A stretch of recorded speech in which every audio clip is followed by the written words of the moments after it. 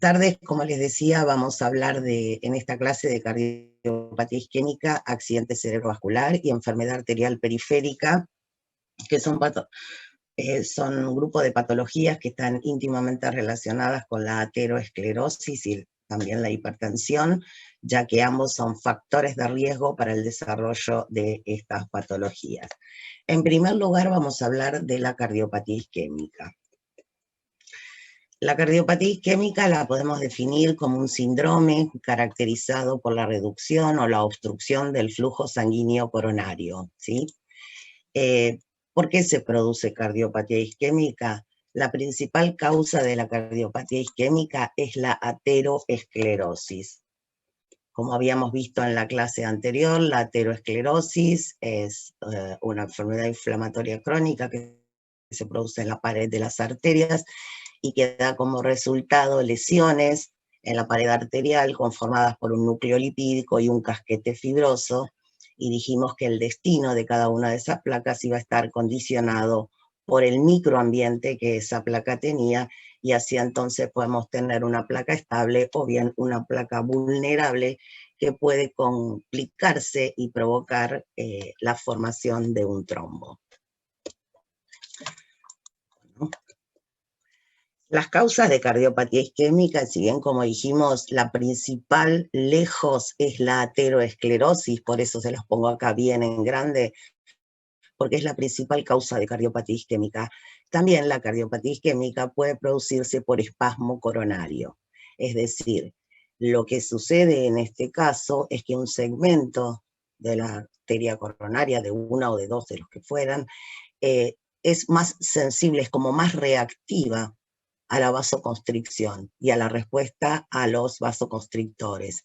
La causa realmente se desconoce, se cree que sea un desbalance del tono del vaso o una alteración a nivel de las células musculares lisas de los vasos de la arteria coronaria, pero en realidad la verdadera causa se desconoce. Lo que ocurre entonces es que un segmento de la arteria es más sensible a la vasoconstricción, y eso entonces va a provocar una disminución del flujo sanguíneo coronario. Otra de las causas es la embolia coronaria, es decir, un trombo que se forma en otro lugar, como puede ser el circuito arterial o bien el corazón, que es la principal fuente. Hay situaciones como las arritmias, por ejemplo, el infarto agudo de miocardio, que favorecen la formación de trombos en el ventrículo, y esos trombos pueden desprenderse y transformarse en émbolos y viajar. En realidad, estrictamente, embolia significa una masa intravascular que viaja distante al sitio donde se originó.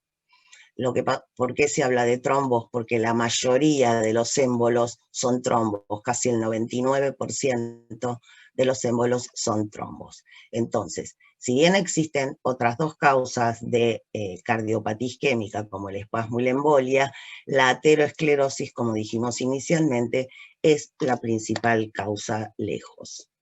Aquí tenemos un esquema donde vemos las principales arterias coronarias.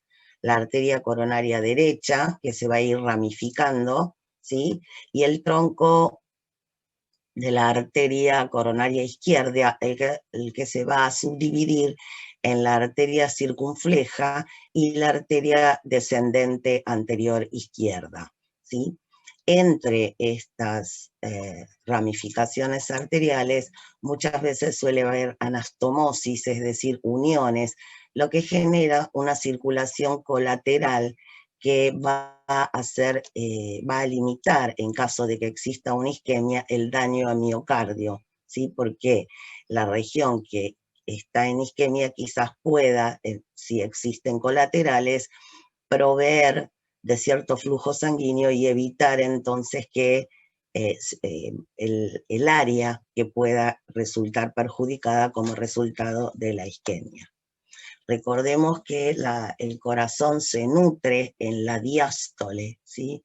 Durante la sístole, los vasos sanguíneos se comprimen, por lo que el aporte de oxígeno y nutrientes al corazón es durante la diástole.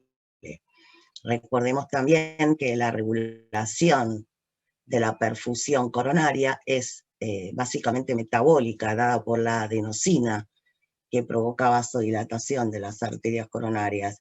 Y por otro lado, también tenemos la regulación humoral, dada por la liberación de óxido nítrico y también de endotelina 1. Bien.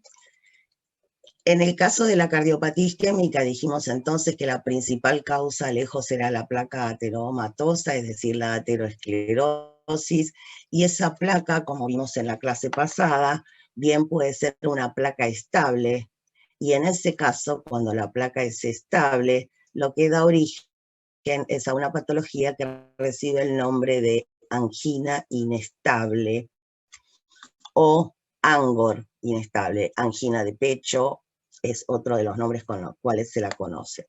Sin embargo, si la placa es inestable, en esos casos, cuando la placa es inestable y se complica, da origen a lo que se denomina síndromes coronarios agudos. Y dentro de esos síndromes coronarios agudos tenemos la angina inestable, el infarto agudo de miocardio, que es la principal expresión del síndrome coronario agudo, y también la muerte súbita. Entonces, estas placas en las arterias coronarias lo que van a hacer es reducir el flujo o obstruir, según el caso, el flujo sanguíneo coronario y generar isquemia del miocardio. ¿Qué pasa cuando hay isquemia del miocardio?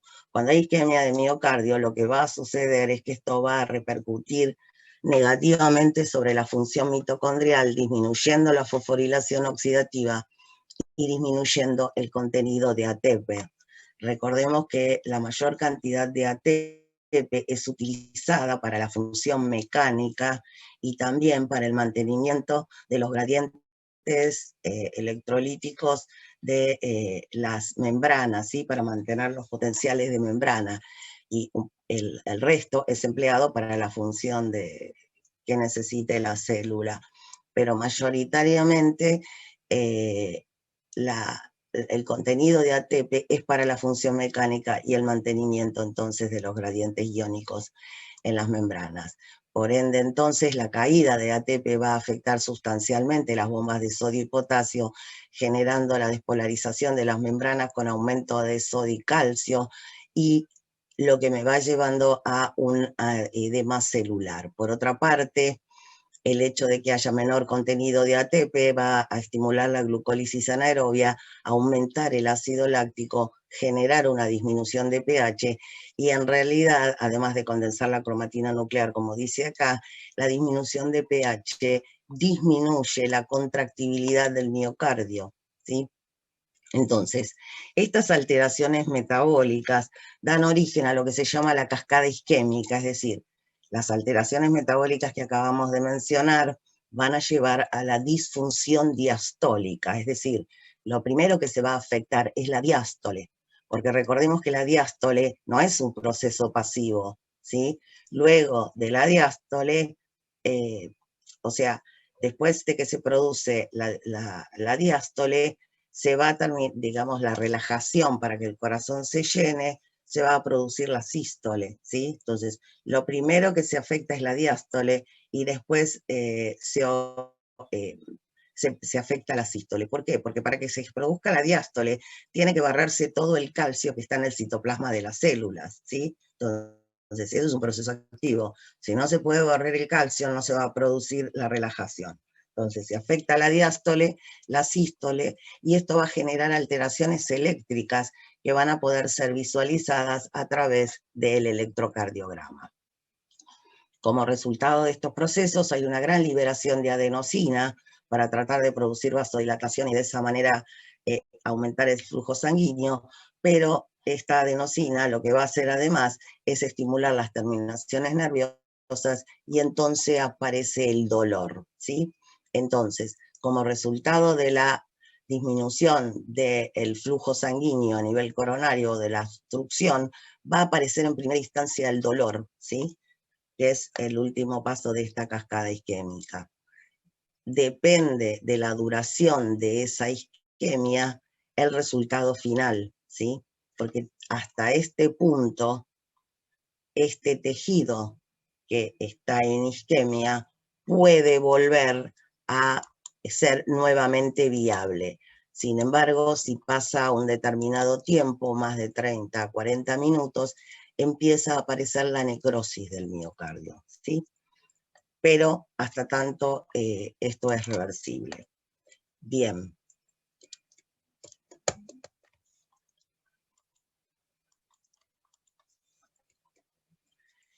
La isquemia del miocardio trae aparejada una serie de situaciones que vamos a definir ahora. Estadios repetidos de isquemia, o sea, periodos de isquemia repetidos, llevan lo que se llama precondicionamiento isquémico. ¿Qué es el precondicionamiento isquémico? Es una situación en la cual el miocardio, que ya sufrió una isquemia, está como en alerta, está como resistente y ya sabe cómo reaccionar frente a un nuevo periodo isquémico, ¿sí? El precondicionamiento isquémico es importante porque de alguna manera es una situación que en el caso de que ocurra una obstrucción total, permanente, de alguna arteria coronaria, esto puede ayudar a que no se necrose mayor cantidad de miocardio. Los periodos de isquemia repetidos también lleva al desarrollo de colaterales, que se acuerdan que era esta circulación que se formaba entre las distintas arterias coronarias. ¿Por qué se produce esto? Porque como se va, o sea, hay isquemia y ese periodo de isquemia cesa, ¿sí? Entonces eso va forzando que de alguna manera se formen esta circulación colateral. Y hay dos situaciones que se producen como resultado de la isquemia, que es lo que se llama miocardio aturdido y miocardio hibernado. ¿Qué es el miocardio aturdido? Es ese área de miocardio que sufrió una isquemia breve, pero severa, ¿sí? Entonces, es como que queda atolondrado ese área del miocardio y tarda varios días en recuperar su funcionalidad normal. Por otro lado, el miocardio hibernado es en ese sector de miocardio donde hubo una hipoperfusión crónica, es decir, no hay una interrupción del flujo sanguíneo, sino que hay una baja perfusión. Es como que el miocardio disminuye su actividad, ¿sí? Tanto metabólica, o sea, su función. ¿Qué pasa? Si yo reperfundo y puede lograr una perfusión normal, ese miocardio vuelve exactamente a poder realizar su función normalmente, ¿sí? Bueno, entonces vimos que teníamos una isquemia y que esa isquemia generaba una serie de alteraciones que de no revertirse pueden eventualmente llevar a la isquemia de miocardio. Es decir, que el problema va a estar dado en la oferta y la demanda de oxígeno por parte del miocardio. Si recordamos, la oferta de oxígeno va a estar dada fundamentalmente por el flujo coronario. Es decir, que cualquier interrupción o modificación del flujo coronario va a impactar en la oferta de oxígeno a ese miocardio. Lo mismo el contenido de hemoglobina. ¿Por qué? Porque la hemoglobina es la transportadora del oxígeno, es decir, si hay una disminución sustancial en la concentración de hemoglobina, como pasa en el caso de una anemia, la oferta de oxígeno al miocardio va a disminuir. Es decir, los factores que condicionan la oferta de oxígeno son el flujo sanguíneo coronario y el tenor de hemoglobina. Por otra parte, tenemos determinados factores que modifican la demanda de oxígeno por parte del miocardio, como es la frecuencia cardíaca. Habíamos mencionado que el corazón se nutre durante la diástole, entonces si se aumenta la frecuencia cardíaca, se acorta el periodo de diástole y por ende se afecta el aporte, va a necesitar ese miocardio mayor cantidad de oxígeno. La contractibilidad del miocardio aumenta la demanda miocárdica, lo mismo que la tensión en la pared del miocardio. Recuerden que la tensión en la pared estaba regido por la ley de Laplace, que decía que era igual a la presión por el radio sobre el grosor de la pared. Cuando aumenta la presión, el aumento de tensión aumenta la demanda miocárdica. ¿Qué es lo que pasa en la isquemia? La aterosclerosis o el espasmo coronario van a disminuir la oferta de oxígeno, y en situaciones donde hay hipertrofia cardíaca o en el ejercicio, por ejemplo, situaciones que aumenten la demanda, va a haber un desequilibrio entre la oferta y la demanda por parte del miocardio, y ahí va a aparecer entonces la isquemia. Entonces, vamos a hablar en primer lugar del ANGOR, de la angina de pecho, ¿sí? ¿Qué es la angina de pecho? ¿Qué es el ANGOR? Como dice aquí, es un síndrome coronario, porque hay distintos tipos de ANGOR, que se produce como resultado de una isquemia cardíaca transitoria. Es decir, digamos, se afecta, se reduce el flujo sanguíneo coronario, genera una isquemia, pero esa isquemia es transitoria, ¿sí? Entonces, ¿qué tipos de ANGOR existen? El ANGOR estable, que es una patología de tipo crónica, que es la más prevalente. El ANGOR inestable, la angina de Prinzmetal. Estos últimos dos tipos de ANGOR son cuadros agudos, ¿sí? Lo importante a tener en cuenta es que el ANGOR no provoca necrosis del miocardio, ¿sí? Sí hay isquemia, sí se produce toda la cascada isquémica que vimos, pero no hay necrosis del miocardio. ¿Y por qué no hay necrosis? Porque la isquemia es transitoria. Entonces, ¿por qué se produce el ANGOR estable? Es un síndrome coronario, van a dar síndromes coronarios crónicos las placas estables. ¿Qué es lo que sucede? Yo tengo una placa que, como ustedes recuerdan, las placas estables tenían un centro necrótico, pero tenían la particularidad de tener menos contenido de macrófagos y una capa fibrosa gruesa, ¿sí? Eran placas que protuyen hacia la luz del vaso, pero que no se complican. Si vemos este esquema que tenemos aquí en la parte superior, vemos un vaso sanguíneo normal. En este caso, la oferta y la demanda de oxígeno está en equilibrio. ¿Qué pasa en esta situación, en este vaso sanguíneo donde tenemos una placa ateromatosa estable? Lo que tenemos es que va a haber un menor aporte de oxígeno al miocardio, ¿sí? Entonces, cuando la demanda aumente, va a aparecer entonces la isquemia, ¿sí? Que eso es lo que sucede en el ANGOR estable. El ANGOR estable lo definimos como una isquemia transitoria provocada por un aumento en la demanda de oxígeno por parte del miocardio. Es decir, la isquemia va a aparecer porque existe una placa ateromatosa que obstruye parte del flujo sanguíneo, y eso entonces, cuando el corazón necesite mayor demanda de oxígeno, no va a poder ser aportado por el flujo sanguíneo coronario porque está reducido, ¿sí?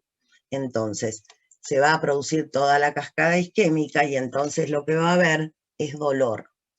Ese dolor va a tener determinadas características. Es un dolor retroesternal, es un dolor constrictivo, es un dolor de intensidad variable, generalmente va aumentando y hace un pico, irradia en forma bilateral, es decir, irradia desde ese dolor retroesternal, va a irradiar hacia los hombros, hacia los brazos, las muñecas, pero de manera simétrica. Dura de 3 a 5 minutos, es decir, es un dolor de corta duración. Generalmente los dolores que duran menos de 30 segundos no son dolores de origen cardíaco. Tampoco son dolores de origen cardíaco aquellos que cambian con la postura, es decir, cambiando la postura, el dolor cede. En ese caso se trata de algún dolor de tipo muscular esquelético, pero no dolor de origen miocárdico. Y lo importante es que este dolor aparece cuando hay un esfuerzo o emociones, es decir, cuando la persona realiza ejercicios o hace esfuerzos importantes, o bien en presencia de situaciones emocionales como rabia, bronca, alegría, o sea, son todas situaciones en donde hay un aumento de la descarga simpática y un aumento de catecolaminas, lo que aumenta la demanda de oxígeno por parte del miocardio. Lo más importante es que ese dolor cede al desaparecer el estímulo que lo provocó, o bien por administración de nitroglicerina. Generalmente esto ocurre con placas que obstruyen alrededor del 70-75% de las arterias coronarias, ¿sí? En esos casos, cuando la persona está en reposo, la oferta está en equilibrio con la demanda. Sin embargo, cuando se hace un esfuerzo, o bien se suben escaleras, no necesariamente tiene que ser un esfuerzo muy marcado, ¿sí? Aparece entonces el dolor. Entonces la persona también ya sabe las situaciones que le van a provocar ese dolor anginoso, ¿sí? ¿Cómo se diagnostica el angor estable? Básicamente el diagnóstico es clínico porque las características del dolor orientan hacia el diagnóstico. Si ese individuo va al médico y explica ese dolor y en ese momento le hacen un electrocardiograma, su electrocardiograma va a ser normal. ¿Por qué? Porque las alteraciones se van a ver cuando la persona tenga la crisis anginosa. Si no, eso no se va a ver. ¿Cómo se puede evidenciar? Se evidencia a través del electro de esfuerzo, o lo que se llama ergometría o prueba de esfuerzo, en donde la persona se la somete a un ejercicio, ya sea una cinta, donde se va aumentando la velocidad, o bien una bicicleta ergométrica, donde se va aumentando la resistencia contra la cual tiene que pedalear, ¿sí? Esta prueba se frena cuando aparece dolor o bien cuando aparecen alteraciones en el electrocardiograma o aumenta mucho la presión, ¿sí? Entonces, esto confirma el diagnóstico de Angor estable. Se puede hacer también una gammagrafía, que es un estudio a través del cual se administra isótopos radioactivos, y entonces se puede identificar zonas del miocardio que tengan menos perfusión. Y por otro lado, lo que se puede hacer es un cateterismo, es decir, se hace una coronariografía, que consiste en la introducción de un catéter, generalmente por la arteria radial, y a través de la administración de una sustancia de contraste se puede visualizar el árbol arterial coronario y ver las placas que puedan estar presentes en ese árbol coronario. El tratamiento de un Angor estable, principalmente controlar todos los factores de riesgo, porque recordemos que los factores de riesgo son fundamentales para que se formen nuevas placas y además para que sigan modificándose las placas que esa persona puede eventualmente tener. Tratar de prevenir nuevos episodios con medicación, y hay casos en donde la obstrucción es muy marcada, porque, por ejemplo, cuando la obstrucción de la placa en el vaso es más del 90%, prácticamente esas personas sufren de Angor en reposo. Entonces, en esos casos, que son casos más graves, se hace la revascularización miocárdica, que consiste ya sea en una angioplastía, ¿sí? Común, que es se hace a través de un catéter, con un balón de dilatación, y cuando ese balón de dilatación que está desinflado llega al sitio donde está la placa de ateroma, se infla y comprime la arteria. Y si no, se puede colocar un stent. Vamos a ver ahora cuando hablemos de infarto agudo de miocardio cómo es este procedimiento, ¿sí?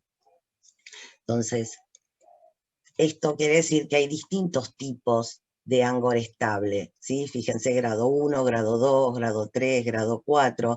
Esto es para que vean que depende de la gradación que tenga ese Angor estable, de alguna manera va a ser la terapéutica que tenga, ¿sí? Porque fíjense que va desde realizar una actividad física habitual que no causó dolor y que va a aparecer con un esfuerzo extenuante y rápido o prolongado, ¿sí? Un esfuerzo muy importante. Y el último grado, fíjense que es la incapacidad para llevar a cabo cualquier actividad física sin la aparición de angina. El dolor aparece en reposo. Entonces, esta es una situación mucho más grave en donde se requiere de una revascularización miocárdica. Habíamos visto que otro tipo de angina es la angina de Prinzmetal, y que dijimos que este es un cuadro agudo, ¿sí? ¿Qué pasa aquí? En la angina de Prinzmetal se produce una isquemia transitoria, ¿sí? Es un ANGOR, hay una isquemia transitoria. No hay necrosis porque es una isquemia transitoria. Y lo que ocurre es que se reduce el flujo coronario porque hay vasoespasmo. Es decir, lo que decíamos anteriormente. El vasoespasmo es una situación en donde un segmento de la arteria coronaria es más reactivo, ¿sí? Y entonces ese vasoespasmo lo que ocasiona es una reducción importante de flujo sanguíneo y eso trae aparejada la isquemia.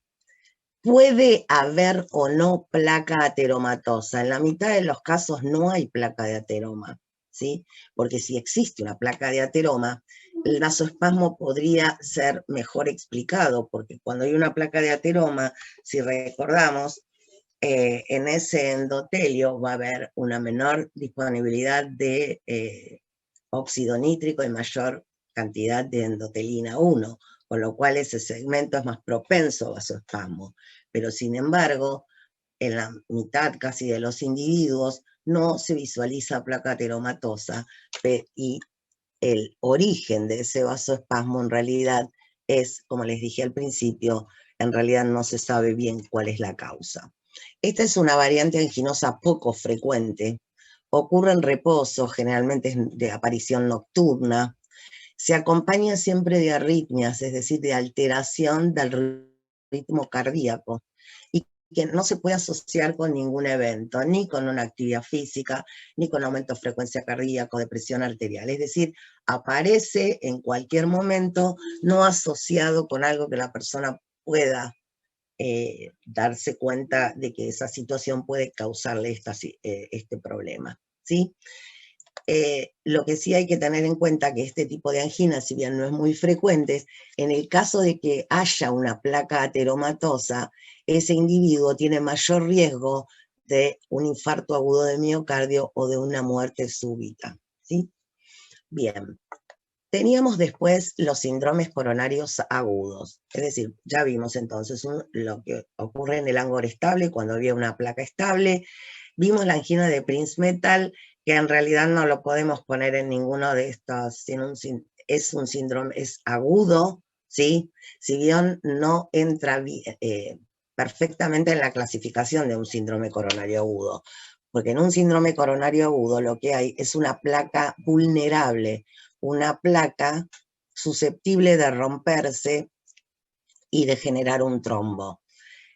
Recordemos entonces que eran esas placas que tenían un casquete fibroso muy delgado y que tenían un centro necrótico grande. Generalmente los trombos se forman en la unión con el endotelio sano, ¿sí? Generalmente que está donde más se adelgaza la capa fibrosa, generalmente esas son las zonas donde sufren fisuras o roturas y se forman entonces los trombos.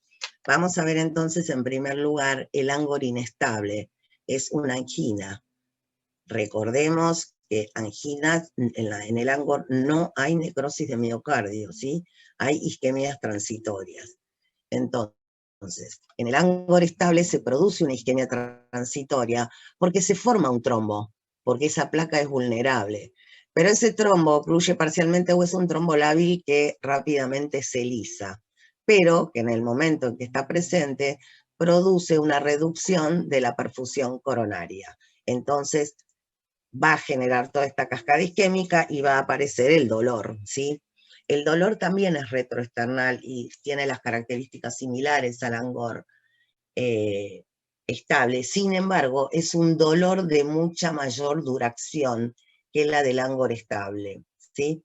Es una situación más grave, en este caso tengo una placa ateromatosa, y lo que suele suceder en estos casos es que el ANGOR inestable puede complicarse con un infarto agudo de miocardio o bien preceder a la aparición de un infarto agudo de miocardio más tarde, ¿sí? Por eso es una patología cuyo pronóstico es impredecible y no se asocia con ningún evento. Suele aparecer más en reposo, pero es una situación muy grave y muchas veces presenta características que son similares al infarto agudo de miocardio, que vamos a ver después cómo se puede hacer el diagnóstico diferencial, ¿sí? Ese tipo de angina muchas veces se la llamaba antes preinfarto, ¿sí?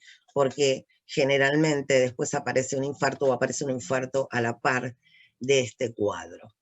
Vamos a hablar entonces del infarto agudo de miocardio, que es la B de los síndromes coronarios agudos. Y en este caso, el infarto agudo de miocardio lo vamos a definir como la necrosis del miocardio provocada por una isquemia prolongada. ¿Por qué se produce esta isquemia prolongada? Esta isquemia prolongada es secundaria a la oclusión trombótica de uno o más vasos coronarios. ¿Qué quiere decir? Que aquí tenemos una isquemia, pero esta isquemia es prolongada y entonces, como es prolongada, va a provocar la necrosis del miocardio. Recordemos que si el miocardio que se necrose no puede ser reemplazado por el mismo tejido, sino que es reemplazado por tejido conectivo que no tiene la misma función que tiene el tejido miocárdico. Va a aparecer dolor, por supuesto, porque hay un proceso isquémico. Ahora bien, este dolor tiene determinadas características. Es un dolor precordial o retroesternal también. Es un dolor opresivo y urente. Es un dolor muy opresivo y urente, o sea, parece como si quemase, ¿sí? Ese dolor. Es un dolor muy intenso y que tiene mucha mayor duración. Es un dolor que no cede ante cambios posturales, es decir, cuando uno tiene un dolor muy fuerte trata de adoptar posiciones fetales, por ejemplo, pero en este caso, cualquiera sea la posición que tenga la persona, el dolor persiste. Es un dolor que no es pulsátil, como los dolores de procesos inflamatorios. Es un dolor que no guarda relación con el tamaño del infarto. ¿Qué quiere decir? Que si hay más dolor no quiere decir que el infarto sea más grande. No tiene absolutamente nada que ver la intensidad del dolor con el tamaño del infarto. Y cursa con lo que los pacientes describen como sensación de muerte inminente. O sea, la persona siente que va a morirse con ese dolor. El infarto agudo de miocardio, fíjense que representa el 30% de todas las enfermedades cardiovasculares, ¿sí? En general, en muchos de los casos, no en todos, suele haber dolor anginoso en los días previos, pero digamos, las personas, máxime si sufren de angina, no le prestan mucha atención, y esto es muy importante. Generalmente suele ocurrir por la mañana y en realidad está en relación con el ritmo circadiano del cortisol, y también hay que tener en cuenta que cuando uno se levanta hay un aumento de la descarga simpática, y eso está también asociado, digamos, de alguna manera explica por qué los infartos se suelen producir por la mañana. El infarto agudo de miocardio tiene una mortalidad elevada. Muchas de las personas mueren antes de llegar al hospital. Si bien la mortalidad ha disminuido en los últimos años como resultado de mejores terapéuticas y métodos de detección, pero digamos que la mortalidad sigue siendo aún elevada. El infarto agudo de miocardio puede ser subendocárdico o transmural. ¿Qué quiere decir esto? Transmural quiere decir que abarca toda la pared del miocardio, todo el grosor de la pared del miocardio. Y subendocárdico que afecta solo al subendocardio. En realidad, cuando se produce isquemia de miocardio, la zona que más sufre es el subendocardio, y es en donde aparece la necrosis primero, ¿sí? Porque es una zona más que tiene menor irrigación, menor cantidad de colaterales, y entonces la necrosis se inicia en el subendocardio. Y en la medida en que no se reperfunda, esa necrosis que aparece en el subendocardio puede ir avanzando y transformarse en un infarto transmural. Bien, ¿cómo se hace el diagnóstico del infarto agudo de miocardio? La clínica es importante. Ya vimos las características que tiene ese dolor, y ese dolor puede ir acompañado de disnea, es decir, la sensación subjetiva de falta de aire. Cuando va acompañado de una disnea importante, el pronóstico es malo, ¿sí? Suele haber sudoración profusa y fría, náuseas, vómitos, va acompañado de manifestaciones vegetativas, hipotensión y bradicardia. Pero cuidado, si la hipotensión y la bradicardia persisten, es decir, puede haber hipotensión y bradicardia, pero durante los primeros momentos, ¿sí? Después, la hipotensión y la bradicardia ceden. Si no ceden, es porque el área infartada es importante, ¿sí? Y entonces está complicado con un shock, ¿sí? Un shock es una situación de hipoperfusión tisular que se produce como resultado de una insuficiencia a nivel de la microcirculación, ¿sí? Y si hay shock, hay oliguria, hay obnubilación y hay palidez, ¿sí? Es una hipoperfusión de los tejidos generalizada por una insuficiencia microcirculatoria. Puede haber síncope, que es la pérdida de conocimiento por hipoperfusión cerebral, es decir, rápidamente se produce una disminución del flujo sanguíneo cerebral y eso ocasiona la pérdida de conocimiento, es decir, que la sintomatología puede ser variable y en cierto modo va de la mano un poco de del tamaño del infarto, fundamentalmente, dos parámetros como la hipotensión y la bradicardia y la aparición de oliguria, obnubilación y palidez, ¿sí?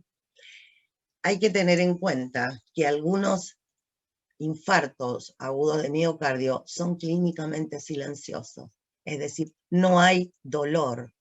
¿Y en qué casos ocurre eso? Generalmente se observan personas de edad muy avanzada, ¿sí?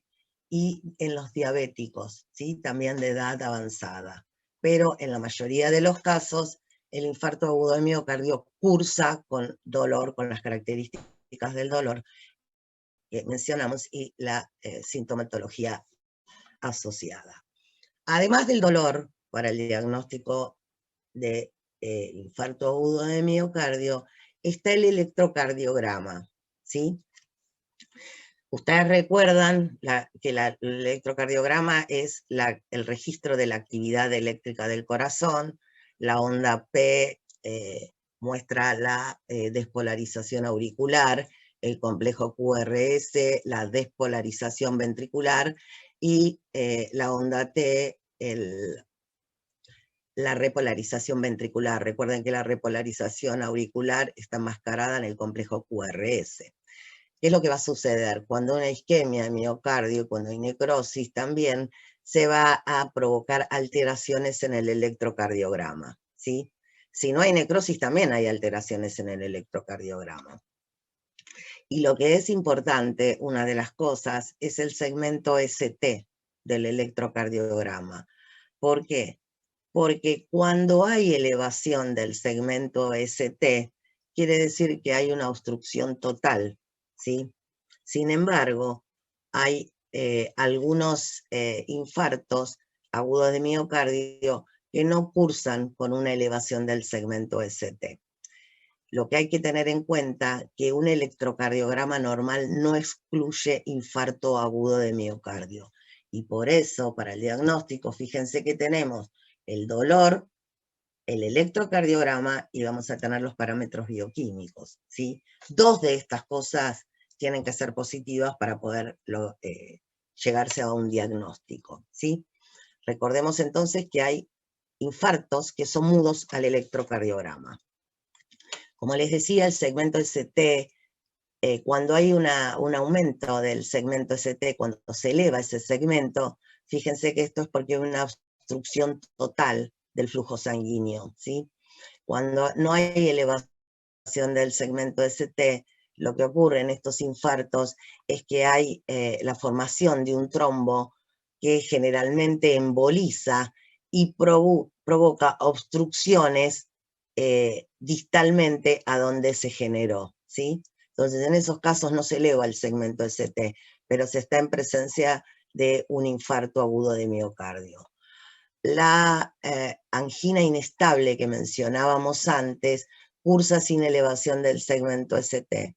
Por eso, digamos, es importante la determinación de los parámetros bioquímicos para poder discernir si se trata de una angina inestable o de un infarto agudo de miocardio sin elevación del segmento ST. Bien, acá tenemos un resumen de las distintas ondas, cómo se modifican en función de, en el electrocardiograma, en el caso del infarto agudo de miocardio. No vamos a ir en detalle de las distintas modificaciones, porque tampoco es el objetivo de esta clase y tampoco somos cardiólogos para hacerlo, ¿sí? Pero es importante el segmento ST y el complejo QRS, con o sin onda Q, permite clasificar dos tipos de infarto que suelen tener cursos diferentes. Su pronóstico es distinto. Aquí vemos que les doy acá un ejemplo, cuando hay un infarto transmural, hay siempre una elevación del segmento ST, y en los que es una injuria o una lesión subendocárdica, el segmento ST se deprime, pero digamos, no hay, es lo que se llama no elevación del segmento ST. Tenemos los marcadores bioquímicos. Dentro de los marcadores bioquímicos se destacan las troponinas, que es el principal marcador bioquímico en el infarto agudo de miocardio. Si ustedes se acuerdan, las troponinas, el complejo de las troponinas que participaban del proceso de contracción del músculo, teníamos tres tipos de troponinas: la troponina T que se unía a tropomiosina, la troponina I que se unía a actina, la troponina C que se unía al calcio, ¿sí? Estas troponinas, si bien están unidas a las fibras musculares, hay un grupo, digamos, hay un pool de troponinas que está libre en el citoplasma. Cuando se produce la necrosis de las células cardíacas, estas troponinas son volcadas a la circulación, después se vuelcan a la circulación las que están unidas a los filamentos de actina y miosina, ¿sí? Existe una enzima que está presente en el tejido cardíaco, que es la enzima creatinquinasa, ¿sí? O creatinfosfoquinasa, CPK o CK, es lo mismo, ¿sí? Y esta enzima tiene distintas isoenzimas, que son características de distintos tejidos. La CKMB es la que está presente en las células cardíacas, ¿sí? Entonces, cuando se produce la necrosis de la célula cardíaca, estas enzimas son volcadas a la circulación. Pero las troponinas se vuelcan antes, por eso se miden troponinas y también se mide CKMB. Las otras isoenzimas de la enzima creatinquinasa, la CKMM, está presente en el músculo esquelético y CKBB está presente en el cerebro.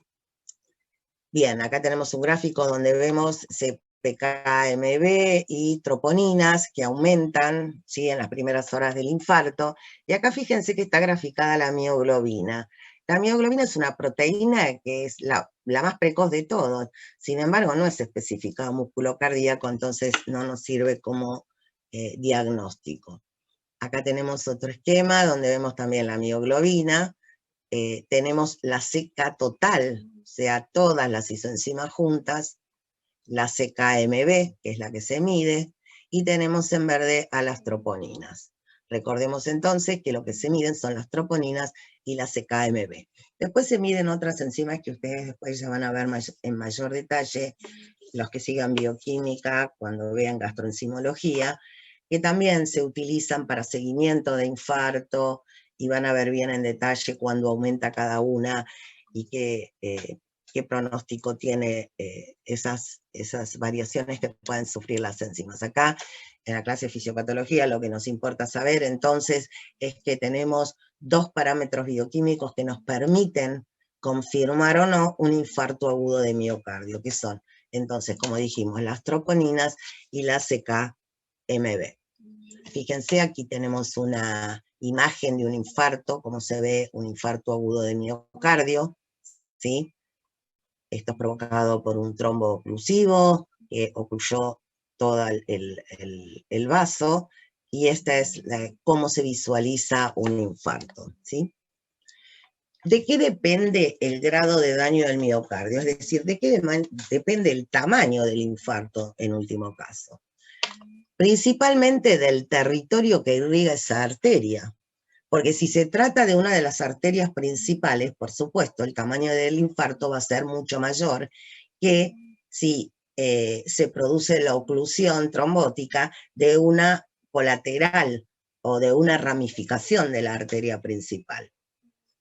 Es importante también la presencia de colaterales, como dijimos, porque siempre que existan colaterales, eso va a limitar el área infartada.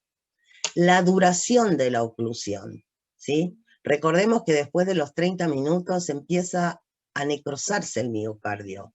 Entonces, cuanto más tiempo dure, mayor cantidad de miocardio va a necrosarse.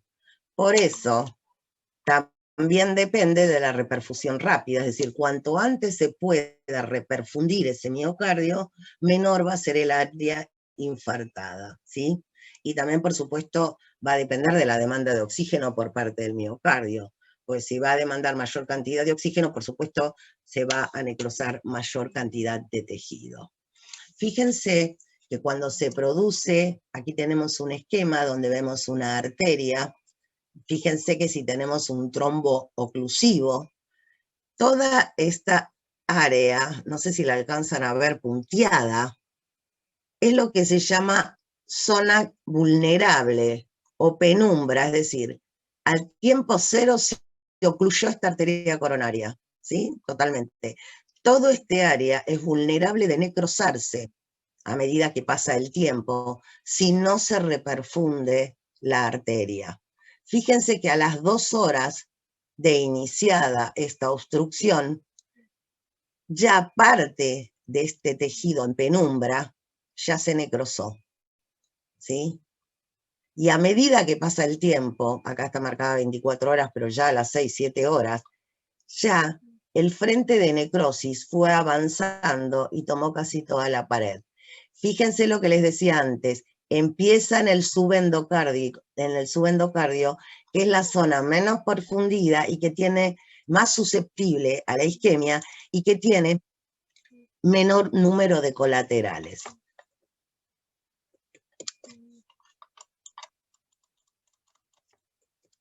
Ahí tenemos otro, aquí abajo otro esquema donde vemos básicamente lo mismo. Fíjense que a medida que va avanzando la ola de necrosis, va quedando zonas que son potencialmente viables, es decir, son zonas que pueden o no necrosarse. ¿Y de qué va a depender? De la velocidad con que se reperfunda ese tejido. Acá tenemos un esquema donde muestra que frente a una obstrucción trombótica de una arteria coronaria, yo tengo una región entonces vulnerable a necrosarse, ¿sí? Es un área que si yo lo reperfundo antes de los 20 minutos, se salvó, ¿sí? Es decir, esa área que era susceptible a necrosarse, por haber reperfundido rápido antes de los 20 minutos, se salvó. Si se reperfunde entre las 2 y 4 horas de iniciado el proceso oclusivo trombótico, parte, no se puede salvar, ya se necrosó, y queda todavía un área que puede ser salvada. Sin embargo, si la oclusión es permanente y no se reperfunde, todo ese área se infartó. Esto es, por eso es que es muy importante actuar rápidamente para poder reperfundir ese tejido, ¿sí? Fíjense, aquí tenemos un gráfico donde se muestra el porcentaje de lo original, ¿no? La línea roja muestra la viabilidad del miocardio y fíjense la línea verde, la actividad de ese miocardio. Cuando se produce una oclusión, a medida que va pasando el tiempo, la viabilidad va disminuyendo y la actividad cae y no se recupera. Sin embargo, si cuando empieza la oclusión de ese tejido, de esa arteria coronaria por un trombo, ¿sí? Si se reperfunde a las 2 horas, como habíamos visto, rápidamente, si acá la flecha muestra el restablecimiento del flujo sanguíneo por la reperfusión, fíjense que la actividad rápidamente se recupera, ¿sí? Se empieza a recuperar la actividad cardíaca. Y fíjense que también la viabilidad. Ahora, fíjense que si acá se reperfundió, debiera de haber en esta línea punteada ser indicativa de la viabilidad del miocardio. Sin embargo, lo es esta línea más abajo. ¿Por qué? Porque por reperfusión se lesiona un poco de tejido. Y esto es porque cuando se produce, hay una isquemia y el tejido se reperfunde. Al reperfundirse, se forman una serie de especies reactivas del oxígeno, ¿sí? Entonces, estos radicales libres producen lesión del tejido. Por eso, cuando se va a reperfundir el miocardio, se da cardioprotectores para hacer que esta disminución sea lo más pequeña posible, ¿sí? Y se pueda salvar mucha mayor cantidad de tejido cardíaco. ¿Qué pasa una vez que se produce el infarto agudo de miocardio? Bueno, durante las primeras horas y hasta las semanas siguientes se produce la inflamación aguda del tejido, con infiltración de polimorfonucleares, edematización de la zona, y luego se va a empezar a formar entre los 7 y 28 días, estos son tentativos, estos rangos de tiempo, se empieza a formar el tejido de granulación altamente vascularizado, y luego de este periodo, es decir, que empieza el proceso de curación de ese miocardio infartado, y luego se produce la cicatrización, es decir, el reemplazo de ese tejido infartado por tejido conectivo, que como dijimos, ese tejido conectivo no va a tener la misma función que el tejido miocárdico. Lo que entonces vemos es que por un infarto agudo de miocardio, la masa contráctil cardíaca disminuye, ¿sí? Luego que se produjo la cicatrización de ese miocardio, no se puede distinguir si ese infarto ocurrió ayer, ayer no, hace un año, hace 6 meses o hace 10 años, ¿sí? Porque es exactamente igual, ¿sí? Lo que se observa es igual, entonces no se puede saber por el aspecto, por la morfología, cuánto hace que ese infarto ocurrió. ¿Qué pasa entonces después del infarto? Ese es un proceso de remodelación posisquémico, básicamente. Aquí tenemos el miocardio normal, fíjense acá, esto se ve mucho más cuando se aprecia mucho mejor, cuando se trata de un infarto transmural. Cuando se necrosa, fíjense que lo primero que ocurre es un adelgazamiento de la pared, se expande, ¿sí? Es como que se dilata por todo este proceso de remodelación, y esta dilatación va a aumentar el radio de la cavidad. Y si nos acordamos de la ley de Laplace, ¿qué es lo que va a pasar? Era tensión igual a presión por radio sobre grosor de la pared. ¿Qué es lo que va a suceder entonces? Si aumenta el radio, aumenta la tensión, y lo que va a ocurrir es que se produce hipertrofia del miocardio no infartado, ¿sí? Y se produce una dilatación global del ventrículo. Esto se ve, como les dije, bien cuando el infarto es transmural. Si no ocurre, pero no se aprecia de manera tan significativa. ¿Cuál es el tratamiento? Y la trombolisis, lo primero que hay que hacer es farmacológicamente poder disolver ese coágulo para tratar de que se reperfunda lo antes posible. Está después la angioplastía y después está también el bypass coronario. La angioplastía, como les dije, es una técnica que permite entonces, a través de un catéter con un valor de dilatación, comprimir, ¿sí?, la arteria y de esa manera reperfundir el tejido, ¿sí? Es decir, reperfundir normalmente. El coágulo ya lo eliminamos. Ahora tenemos que tratar de que esa placa ateromatosa no provoca obstrucción de esa arteria. Normalmente, si se utiliza un balón de dilatación y se comprime la arteria, pueden fragmentarse segmentos de la placa de ateroma y obstruir distalmente vasos más pequeños. Por eso en realidad esos pequeños fragmentos que pueden eliminarse, ¿sí?, que pueden producirse, se aspiran, ¿sí? Entonces de esa manera se evita que se forme una ateroembolia. Generalmente en vez de eso es lo que se hacía antes originalmente, ahora en la mayoría de los casos lo que se hace es la colocación de un stent, que es un dispositivo metálico, que se hace también a través de cateterismo, esto se hace a través de la arteria radial, y lo que va a hacer ese catéter, que también tiene un balón de dilatación, va a llevar ese dispositivo metálico hacia la zona de donde está esa placa. El balón de dilatación se va a inflar y entonces se expande ese dispositivo metálico, y eso entonces va a permitir la reperfusión de la arteria. No siempre se pueden colocar stents.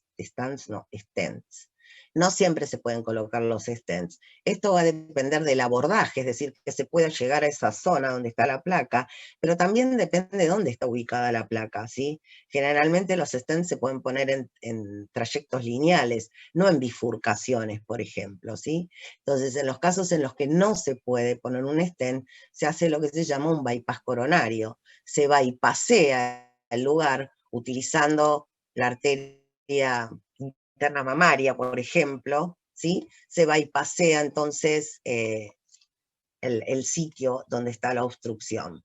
Cuando hay muchas placas de ateroma, generalmente en un mismo segmento se hace un bypass coronario. Sí, que eso no es con un catéter, por supuesto, eso es una operación cardíaca. Aquí tenemos un esquema donde vemos una foto más bien que un esquema. Este sería un stent cerrado y este es un stent abierto. Esto es un catéter y fíjense que tiene el balón de dilatación que se expande y permite entonces que se abra este dispositivo metálico y pueda comprimir la placa. A ver si se ve, fíjense cómo es el procedimiento, se expande y entonces se comprime la placa y el tejido entonces, el flujo sanguíneo entonces se restablece en esa arteria. Este es en distintas fotos secuenciales lo que les acabamos de mostrar en ese pequeño video. Entonces, ¿de qué manera el infarto puede tener un menor tamaño? Es decir, a través de la cardioprotección, si existe precondicionamiento o haciéndolo farmacológicamente en el caso de cuando se reperfunde para eliminar la mayor cantidad de radicales libres del oxígeno que se forman, reperfundir el tejido a través de la terapia trombolítica y angioplastía con o sin stent, ¿sí? Es de esta manera, actuando de esta manera secuencial, se compromete una menor área, ¿sí?, de tejido miocárdico. Acá es básicamente lo que les acabo de decir en un esquema más visual con el dibujo, ¿sí? Si no se hace cardioprotección y no se reperfunde, la magnitud del infarto es mucho mayor. Si se hace reperfusión sin cardioprotección, es menor el área infartada, pero igual hay un área que la podemos salvar haciendo la cardioprotección, ¿sí? Fíjense, de no reperfundir y no hacer cardioprotección, cuánto es el área que se infarta. Bien, cuando se hace una angioplastía sin stent, el mayor riesgo que se corre es que se vuelva a formar la placa, es decir, que haya reestenosis. El stent, la colocación de stent, el porcentaje de reestenosis es muchísimo más bajo, es muy, muy bajo, a comparación de la angioplastía sin stent. Este es un dibujo donde vemos que puede haber restenosis, pero en realidad es mucho menor. ¿Cuáles son las complicaciones que puede dar un infarto agudo de miocardio? En realidad hay distintos tipos de complicaciones que se pueden producir. Puede haber complicaciones isquémicas, es decir, puede haber una angina posinfarto, o puede haber un reinfarto. Esto está indicando que hay varias placas en las arterias coronarias, ¿sí? Puede haber un infarto de ventrículo derecho, porque la cara del ventrículo izquierdo, generalmente los infartos son de ventrículo izquierdo, esté cerca entonces en las cercanías del ventrículo derecho y se puede infartar entonces el ventrículo derecho. Puede haber placas también en las arterias que irrigan el ventrículo derecho. Las complicaciones eléctricas son muy, muy frecuentes, que son las arritmias, ¿sí? Arritmia en realidad quiere decir falta de ritmo, en realidad no es que no hay ritmo, pero bueno, es el término que se emplea. Y hay distintos tipos de arritmia: extrasistolia, fibrilación auricular, fibrilación ventricular, taquicardia sinusal o bloqueo auriculoventricular. Seguramente ustedes deben haber escuchado estos términos, y no son otra cosa que distintos tipos de arritmia. Mañana vamos a hablar en la clase de mañana de insuficiencia cardíaca de algunos de estos tipos de arritmia un poco, sin ahondar demasiado porque no es el objetivo de este curso. Pero digamos, de todas estas arritmias, las más, digamos, peligrosas son las arritmias de tipo ventricular, como por ejemplo la fibrilación ventricular, ¿sí? La fibrilación ventricular es una arritmia muy peligrosa que generalmente provoca una elevada mortalidad. Puede haber también complicaciones mecánicas, ¿sí? O sea, puede haber alteraciones en la función contráctil del corazón, y esto va a estar dado fundamentalmente por la magnitud del área infartada, ¿sí? Cuando se infarta entre un 20 y un 25% del ventrículo izquierdo, lo que generalmente ese corazón queda en insuficiencia cardíaca, ¿sí? Se produce insuficiencia cardíaca porque la cantidad de tejido remanente no es suficiente para cumplir los requerimientos metabólicos de los tejidos periféricos, ¿sí? Es decir, hay un déficit en el volumen sistólico y en el volumen minuto. Esto vamos a hablar bien en la clase de mañana sobre insuficiencia cardíaca. Y si se afecta más del 40% del tejido, se produce lo que se llama shock cardiogénico, ¿sí? Que lo que les decía antes, que es una hipoperfusión generalizada provocada por una insuficiencia microcirculatoria, que tiene un elevado grado de mortalidad. Puede ocurrir también que ese área de miocardio, que generalmente esto puede ocurrir en infartos transmurales, se rompa. Cuando se rompe el miocardio, por supuesto, se vuelca la sangre al pericardio, ¿sí? A las hojas de pericardio, y eso entonces produce una compresión, y por supuesto la mortalidad es muy, muy elevada. No diría el 100%, porque bueno, depende, digamos, lo que se puede hacer, pero generalmente la rotura miocárdica, si es importante, provoca la muerte. Se pueden formar aneurismas ventriculares, estas ya son, digamos, complicaciones que se producen más a largo plazo, ¿sí? Por esa dilatación que ocurría en la pared que yo les dije, y generalmente cuando se producen estas dilataciones de la pared, estos aneurismas, suelen ser trombogénicos, es decir, suelen alojar coágulos que de desprenderse pueden ocasionar un accidente cerebrovascular. Otra de las complicaciones es la pericarditis, es decir, la inflamación de las hojas del pericardio. Cuando se produce un infarto que esté en contigüidad con las hojas del pericardio, se produce pericarditis, ¿sí? Simplemente por contigüidad con el proceso que está ocurriendo en el tejido cardíaco. Entonces, el pericardio se inflama, y también la pericarditis provoca dolor, ¿sí? Provoca dolor y provoca un ruido característico de la auscultación que recibe el nombre de roce pericárdico. Aquí tenemos un esquema donde están resumidas todas las complicaciones que pueden ocurrir luego de un infarto agudo de miocardio.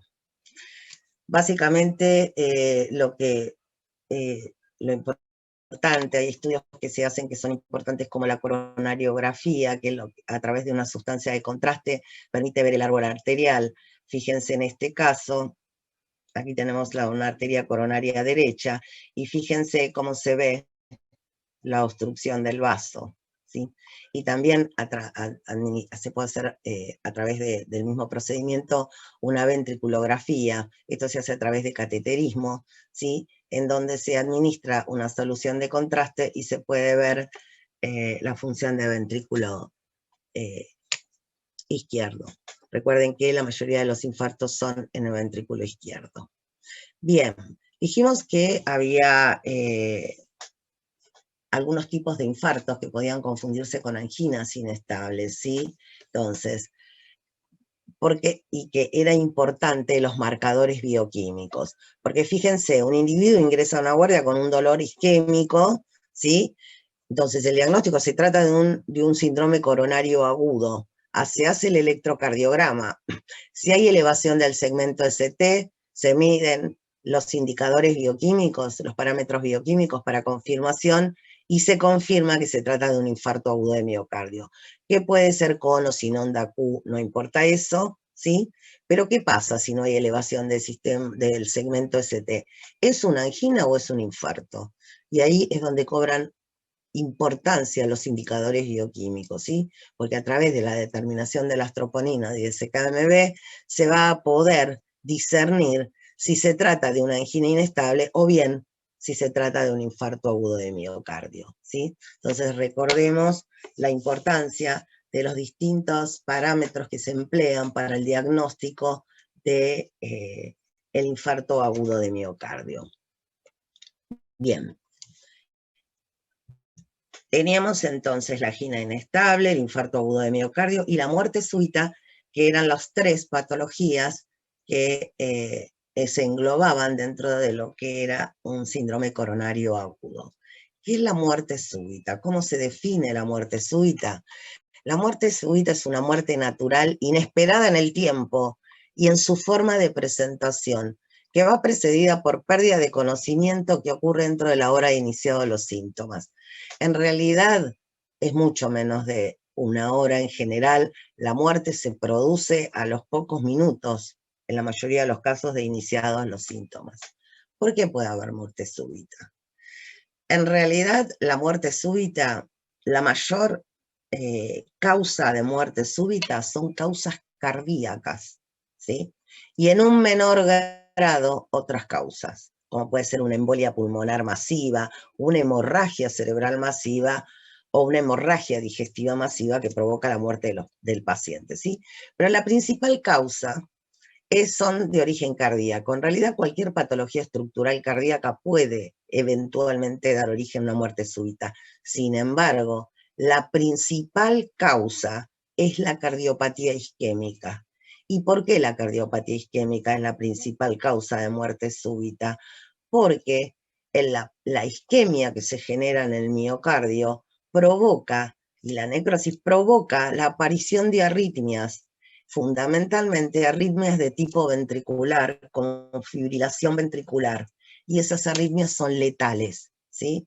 Entonces, ni bien iniciado el proceso de la isquemia miocárdica, se desencadenan estas arritmias que provocan entonces la muerte del paciente, ¿sí?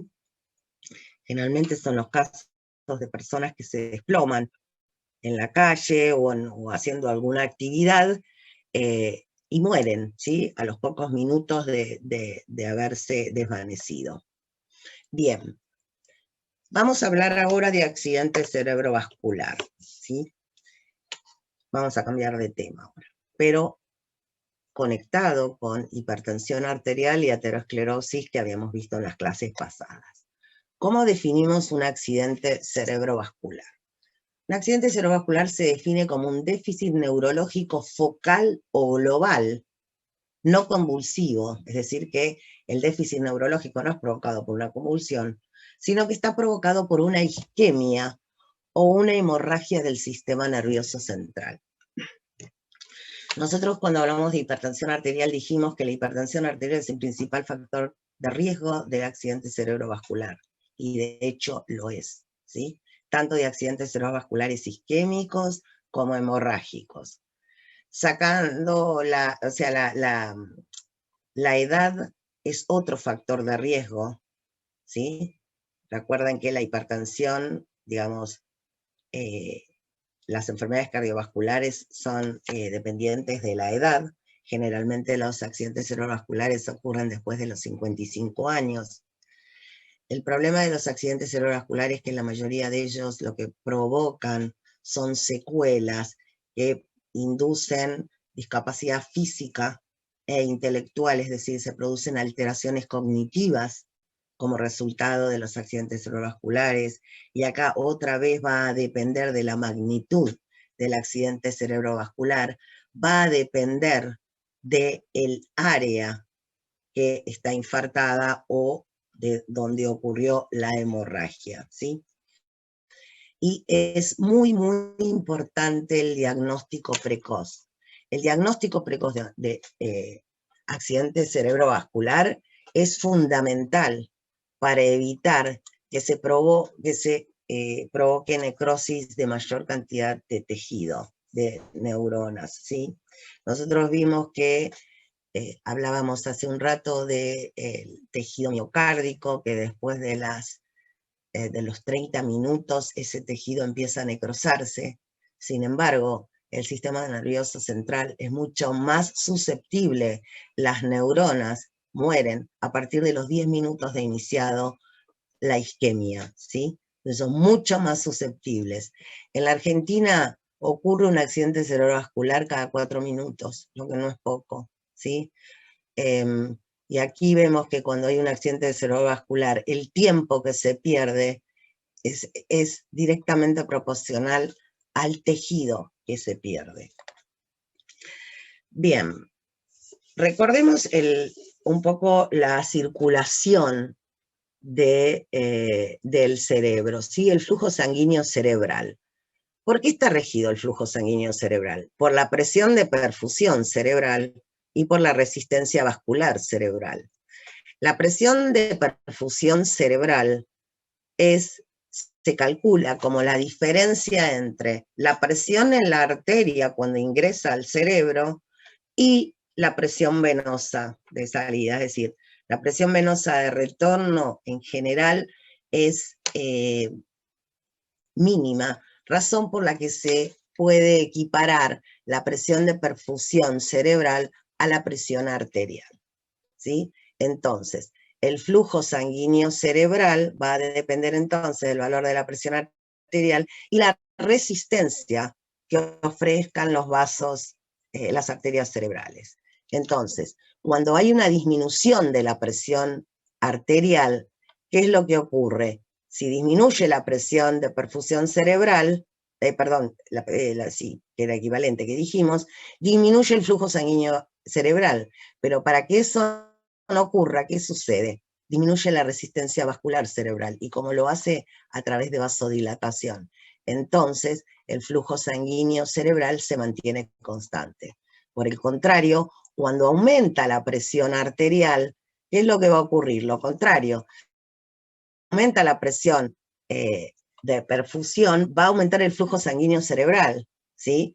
Y entonces lo que ocurre es vasoconstricción. De esta manera se aumenta la resistencia vascular cerebral y el flujo sanguíneo se mantiene constante, ¿sí? Este es el mecanismo de autorregulación del flujo sanguíneo cerebral, porque es muy importante la regulación del flujo sanguíneo a nivel del cerebro, ¿sí? Esta autorregulación se hace dentro de un rango. Fíjense, aquí tenemos graficado flujo sanguíneo, ¿sí? Cerebral en función de la presión de perfusión cerebral. Fíjense lo que pasa en un normotenso.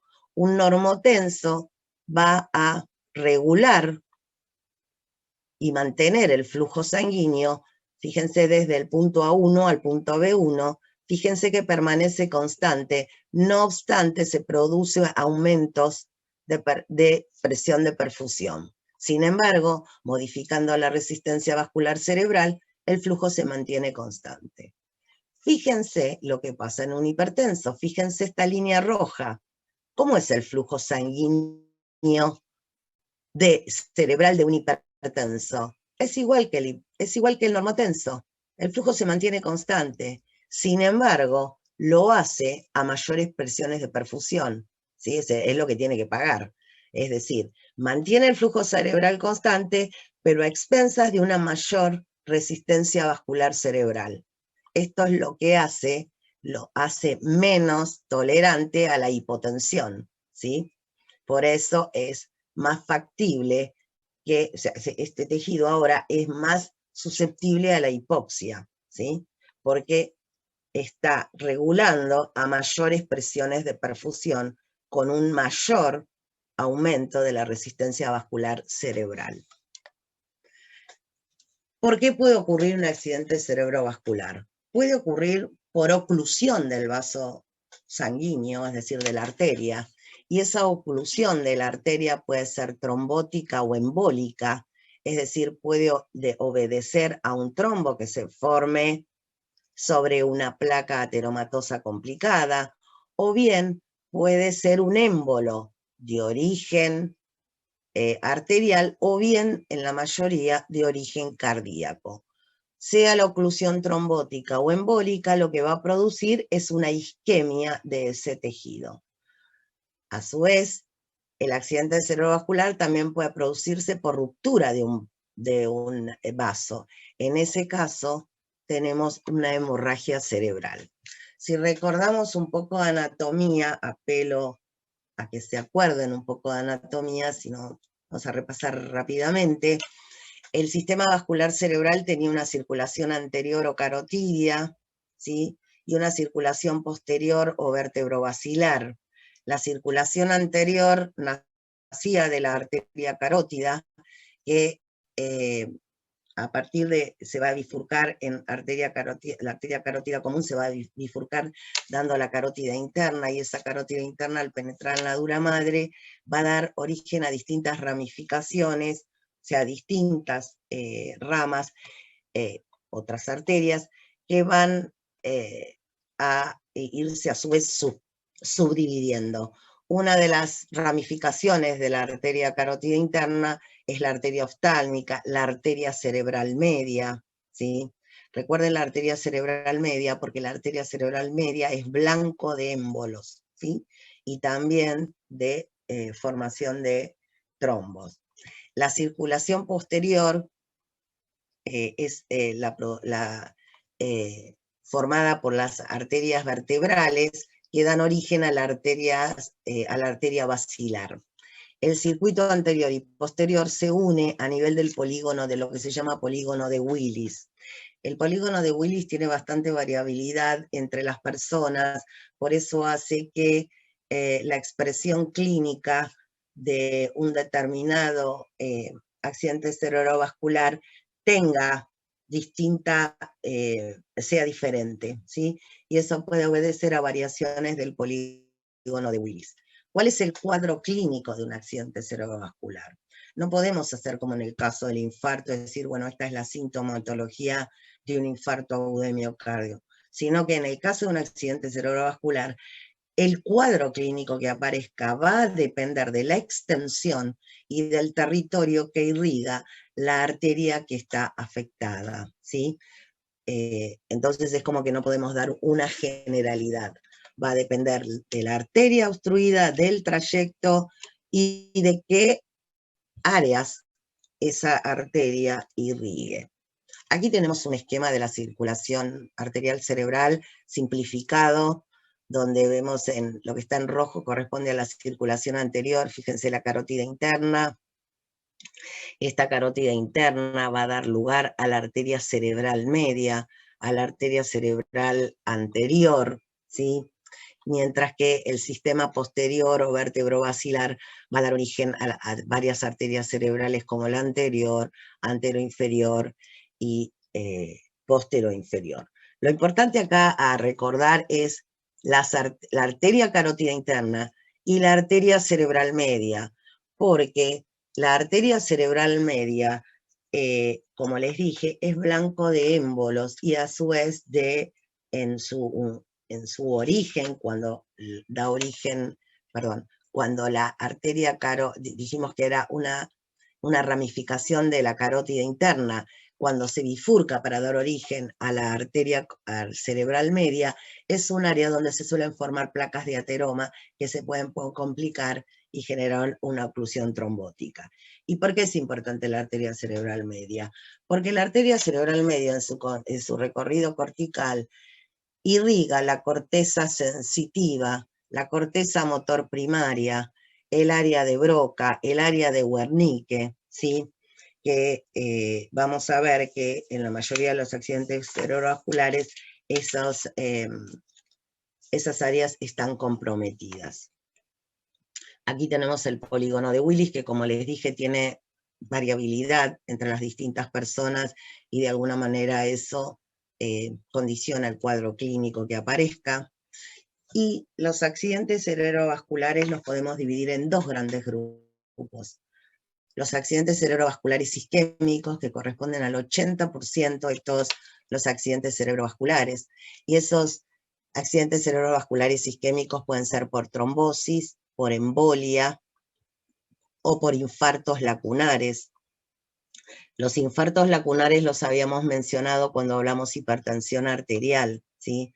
Los infartos lacunares ocurren en el trayecto, ¿sí?, de las arterias perforantes, ¿sí? Las arterias perforantes son arterias que irrigan la sustancia blanca de los hemisferios cerebrales, el diencéfalo, el tronco cerebral, por ejemplo, y estas arterias tienen muy poca, o sea, en las inmediaciones de estas arterias no hay circulación colateral. Entonces estas arterias son blancos de la hipertensión arterial. Recuerden los procesos que se daban en los vasos sanguíneos como resultado de la hipertensión arterial, ¿sí? Estas son arterias pequeñas, son las arterias pequeñas que lo que sufren es arterioloesclerosis, ¿sí?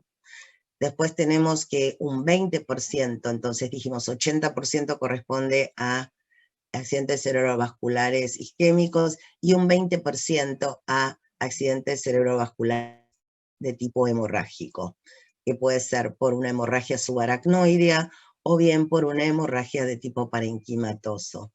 Los accidentes cerebrovasculares hemorrágicos tienen mayor tasa de mortalidad que los accidentes cerebrovasculares isquémicos. Vamos a hablar entonces en primer lugar del accidente cerebrovascular isquémico, ¿sí? El accidente cerebrovascular isquémico puede ser transitorio o puede ser establecido. Cuando hablo de un accidente cerebrovascular transitorio, por definición, el accidente cerebrovascular transitorio es el déficit neurológico focal que resuelve dentro de las 24 horas sin manifestaciones de infarto, acorde a las técnicas de imagen. Para el diagnóstico de un accidente cerebrovascular, las técnicas de imagen como la resonancia magnética o la tomografía computada son las herramientas que van a permitir ver la localización y la extensión de la lesión, ¿sí? Estos accidentes cerebrovasculares transitorios, en realidad, si bien se pone 24 horas, dura poco tiempo, ¿sí? Duran a veces minutos. Por ejemplo, cuando se afecta la arteria oftálmica, que es una rama de la arteria carótida interna, cuando hay un accidente cerebrovascular transitorio que afecta esa arteria, las personas lo describen como si bajaran un telón en a nivel de los ojos, ¿sí? Entonces no ven, pero eso duró poco tiempo. Es importante el diagnóstico de esto, ¿sí? Porque las isquemias transitorias generalmente preceden a accidentes cerebrovasculares isquémicos establecidos.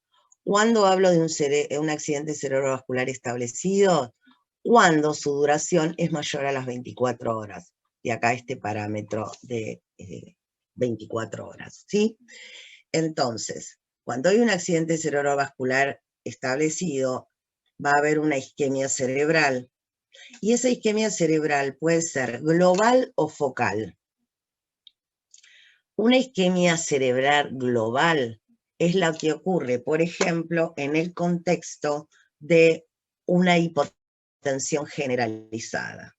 ¿Cuándo hay una hipotensión generalizada? Por ejemplo, cuando hay un paro cardíaco, cuando hay un estado de shock. En esos casos se produce hipoperfusión cerebral de tipo global, generalizada, ¿sí? Generalmente la presión arterial sistólica es menor de 50 milímetros de mercurio, eso provoca un estado, una pérdida absoluta de la autorregulación del flujo sanguíneo con edematización cerebral. Si la duración de esa isquemia global es breve, la persona tendrá un estadio confusional, ¿sí? Pero no va a haber secuelas porque si dura unos pocos minutos, no alcanza a producirse necrosis del tejido. Sin embargo, puede ser que dure más tiempo sin ser un cuadro severo, y lo que hay que tener en cuenta es que las neuronas son muy susceptibles a la injuria hipóxica, ¿sí? Mucho más que la glía, es decir, que los astrocitos y que los oligodendrocitos. Y dentro de las neuronas hay neuronas que son más susceptibles a la hipoxia, como por ejemplo las células de la neocorteza, las neuronas de la neocorteza, las células de Purkinje, por ejemplo, del cerebelo. Esas son neuronas que son más susceptibles al daño isquémico, ¿sí? Sin embargo, esta isquemia cerebral global, si es muy severa, ¿sí?, puede provocar la muerte, y en aquellos que sobreviven pueden quedar en estado vegetativo, ¿sí? O bien pueden sufrir muerte cerebral. Bien, esta es la isquemia global. Ahora, si la isquemia cerebral es focal, lo que va a provocar es un infarto del tejido cerebral, ¿sí? Los accidentes, dijimos, cerebrovasculares isquémicos pueden ser trombóticos o embólicos. Cuando son trombóticos, generalmente ocurren a nivel de la bifurcación de la carótida. ¿Se acuerdan que cuando hablamos de aterosclerosis dijimos que las bifurcaciones arteriales son sitios de predilección porque eran sitios donde el flujo era turbulento y se favorecía la formación de la placa? El origen de la arteria cerebral media, es decir, cuando nace la arteria cerebral media, y también los extremos de la arteria basilar, ¿sí? Recuerden que la arteria basilar pertenecía a la circulación posterior. En el caso de que la oclusión sea embólica, estos émbolos provienen generalmente de trombos que se formen sobre una placa de ateroma, y ese trombo se emboliza y provoca obstrucción distal. Y en la mayoría de los casos, esos émbolos en realidad no provienen de la circulación arterial, sino que provienen de la cavidad cardíaca, es decir, son émbolos cardíacos. Como les dije, hay patologías como las arritmias o los infartos que predisponen a la formación de trombos. Cuando el trombo se desprende y viaja, se lo llama émbolo. Y les comenté ya entonces que en realidad émbolo es una masa intravascular que viaja. ¿Y por qué se habla siempre de trombo? Porque el 99% de los émbolos son trombos. Generalmente cuando es embólico afecta a la arteria cerebral media y la carótida interna, ¿sí?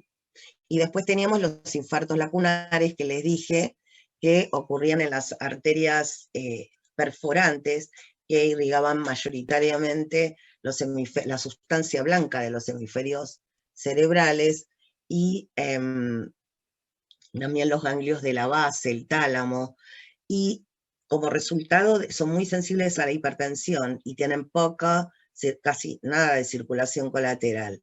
Entonces, como resultado de la hipertensión arterial, se va produciendo la remodelación de ese vaso, se va produciendo arterioloesclerosis, y eso va ocluyendo la luz del vaso, y se van a generar áreas de isquemia y necrosis, ¿sí? Los infartos lacunares son pequeñas áreas necróticas en el territorio de las arterias perforantes, ¿sí? Este tipo de infartos pueden ser silentes, es decir, no tienen expresión clínica, o pueden tenerla, pero en la mayoría de los casos suelen ser silentes, a diferencia de los accidentes cerebrovasculares trombóticos embólicos que hablábamos antes, que afectaban a estas otras arterias. Los infartos lacunares, o sea, al producirse estos pequeños infartos, se va produciendo desmielinización, ¿sí? de los axones neuronales, y se va produciendo afectación cognitiva, ¿sí? Por estos pequeños estos infartos que se van sumando, va induciendo deterioro cognitivo. Y este tipo de infartos va llevando a lo que se conoce con el nombre de demencia vascular, ¿sí? Bien. Esto es simplemente un esquema para que vean digamos, qué es lo que puede ocurrir en un accidente cerebrovascular isquémico, que se afecten las arterias perforantes o penetrantes. Son sinónimos, sí, generalmente se habla de arterias perforantes, la arteria cerebral media, que o puede tener una placa de ateroma o puede impactar un émbolo, lo mismo que la arteria, la bifurcación de la carótida interna, donde puede formarse una placa, y también en su bifurcación puede impactar un émbolo, mayoritariamente, como dijimos, de origen cardíaco. También es posible que fundamentalmente en la arteria carótida se produzca estenosis, ¿sí? La placa produzca estenosis del vaso, ¿sí? Con lo cual disminuye el flujo sanguíneo cerebral y produce, digamos, disminución del flujo a nivel cerebral, ¿sí? Pero esto no es un accidente cerebrovascular. Dijimos que la isquemia afecta rápidamente a las neuronas, ¿sí? Las neuronas solo tienen como sustrato la glucosa para obtención de energía, y son muy sensibles a la hipoxia. Y va a producirse una cascada isquémica similar a lo que ocurre en el miocardio, básicamente una caída del ATP por una disminución de la fosforilación oxidativa, el incremento de ácido láctico, la alteración de bomba de sodio y potasio, lo que altera el potencial de membrana, se produce una despolarización neuronal, aumento de calcio y sodio intracelular, lo que provoca edema celular, ¿sí? Hay también liberación de glutamato, ¿sí? Se liberan aminoácidos excitatorios, neurotransmisores excitatorios, como por ejemplo el glutamato. Hay estimulación de la microglía. Al estimularse la microglía es fuente de citoquinas proinflamatorias, lo cual favorece la formación de edema, aumento de las especies reactivas del oxígeno que producen daño a nivel de macromoléculas, ¿sí? De los lípidos, proteínas, ADN, y se producen alteraciones estructurales irreversibles que llevan a la muerte de las neuronas y la glía, ¿sí? Fíjense, 10 minutos, ¿sí? Por eso el tiempo, no sé si es dinero, el tiempo es cerebro, y el cerebro es vida, ¿sí? Entonces, por eso es fundamental todas las campañas para que la población general pueda identificar a una persona que está sufriendo un accidente cerebrovascular. Estos, como les dijimos, los cuadros clínicos que aparecen van a depender del territorio que tenga esa arteria afectada y la extensión, ¿sí? No es lo mismo que se afecte una arteria mucho más pequeña que un tronco importante, ¿sí? Y acá eso básicamente es un glosario de términos que se emplean en relación al accidente cerebrovascular, como plejía o parálisis, ¿sí? En este caso es la incapacidad de realizar un movimiento. Seguramente ustedes habrán escuchado hemiplejía, ¿sí?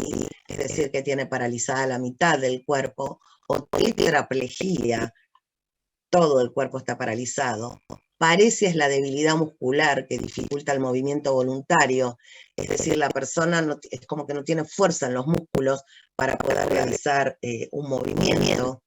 La ataxia es la incapacidad de realizar movimientos coordinados, por ejemplo, escribir, andar en bicicleta, no puede hacer esas actividades, ¿sí? La apraxia es la incapacidad de hacer un movimiento voluntario aprendido, ¿sí? No tiene un déficit motor, como en el caso de la ataxia. Acá no hay un déficit motor, sino que no lo puede hacer. Y eso lo sabía hacer y ahora no lo puede hacer. Parestesia es una sensación, es una alteración a nivel de la sensibilidad, ¿sí? Es una sensación anormal de la sensibilidad. Dice acá que se describe como hormigueos o pinchazos. Afasia la capacidad, la pérdida de la capacidad de expresión y comprensión del lenguaje. Habíamos dicho que la arteria cerebral media irrigaba el área de Broca y el área de Wernicke, que están relacionados con el lenguaje, ¿sí? Cuando hay afasia de Broca, la persona puede comprender, pero no puede hablar. O sea, entiende lo que le dicen, sin embargo no puede hablar. La afasia de comprensión o la afasia de Wernicke, la persona no comprende nada, sin embargo habla de una manera fluida, bárbara, ¿sí? Pero su contenido es nulo, porque no comprende. O sea, habla perfectamente, pero lo que dice no tiene sentido. La disartria es una alteración en el habla, pero es porque están involucrados los músculos, ¿sí? O sea, están afectados los músculos que se emplean para poder hablar, ¿sí? Del aparato de fonación. Y la agnosia es la alteración en el reconocimiento y significado de estímulos sensoriales a través de los sentidos. Un ejemplo sería, la persona escucha que suena un teléfono, pero no asocia que ese es el ruido del teléfono, ¿sí? O le ponen una llave en la mano sin que la vea y no sabe lo que es, ¿sí? Sí, pero cuando la ve sabe lo que es. O sea, y sobre estas cosas hay variaciones. Estas son las más importantes, generalidades, pero hay a su vez varios tipos de afasia, varios tipos de ataxia, de apraxia, sí, hay bastantes, digamos, subtipos de lo que les acabo de mencionar. Esto es simplemente para que tengamos conocimiento de términos que se emplean en relación al accidente cerebrovascular. ¿Cómo se diagnostica el accidente cerebrovascular? La clínica es importante porque ayuda a saber el accidente cerebrovascular, pero básicamente la tomografía computada y la resonancia magnética son las técnicas de elección para poder determinar la localización y la extensión del accidente cerebrovascular isquémico. El pronóstico. Es importante el diagnóstico de estos accidentes cerebrovasculares transitorios, como les decía, porque es importante porque preceden accidentes cerebrovasculares isquémicos. Es la segunda causa de demencia. ¿Se acuerdan que hablamos de la demencia vascular producida por los infartos lagunares? El 25% sufre deterioro clínico precoz y la mortalidad de los siguientes 5 años de un accidente cerebrovascular isquémico es del 40%, lo cual es bastante elevado. Vamos a hablar ahora del accidente cerebrovascular isquémico. ¿Qué pasa en el accidente cerebrovascular isquémico? Dijimos que se produce por la rotura de un vaso.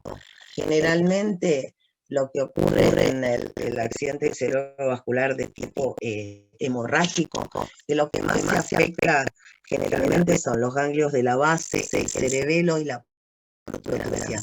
Son las áreas donde generalmente ocurre el accidente cerebrovascular isquémico. ¿Cuál es el problema del accidente cerebrovascular isquémico? Como ustedes saben, el cerebro está dentro de una caja rígida, que es el cráneo. Es una estructura rígida que no puede expandirse. Entonces, cualquier situación que aumente el volumen va a comprometer la circulación, el flujo sanguíneo cerebral, y por ende el aporte va a generar un proceso isquémico a nivel del sistema nervioso central. ¿Por qué? Porque cuando existe una hemorragia, se produce un aumento de la presión endocranial o síndrome de hipertensión endocraniana. ¿Qué quiere decir esto? Como resultado de la hemorragia aumenta el volumen, eso genera un aumento de presión intracraneal y ese aumento de presión intracraneal compromete el flujo sanguíneo cerebral. Se pierde el flujo sanguíneo, se produce isquemia y se produce edema cerebral. ¿Sí? La hemorragia provoca una lesión mecánica directa porque va a comprimir estructuras, pero también provoca una lesión isquémica secundaria, por lo que acabamos de decir. Dijimos que había dos tipos, la hemorragia parenquimatosa y la hemorragia subdural. La hemorragia parenquimatosa la podemos definir como la colección de sangre localizada en el tejido cerebral originada por la ruptura de un vaso sanguíneo arterial. Dijimos que las zonas más afectadas son los ganglios de la base, el cerebelo y la protuberancia. Generalmente ocurren en esas áreas, no quiere decir que no ocurra en otras, pero esas son las más propensas a hemorragia. Y la principal causa es la hipertensión arterial. También la aterosclerosis, recuerden que van de la mano. Traumatismos de cráneo también pueden hemorragias parenquimatosas. Tumores o metástasis o consumo de drogas de abuso pueden provocar hemorragias parenquimatosas, pero la principal causa es la hipertensión arterial junto con la aterosclerosis. Dijimos que el problema de la hemorragia es que provoca un aumento de la presión endocranial, ¿sí? ¿Qué otras cosas producen, además de la hemorragia? Un aumento de la presión endocranial, un edema generalizado de todo el cerebro. La hidrocefalia.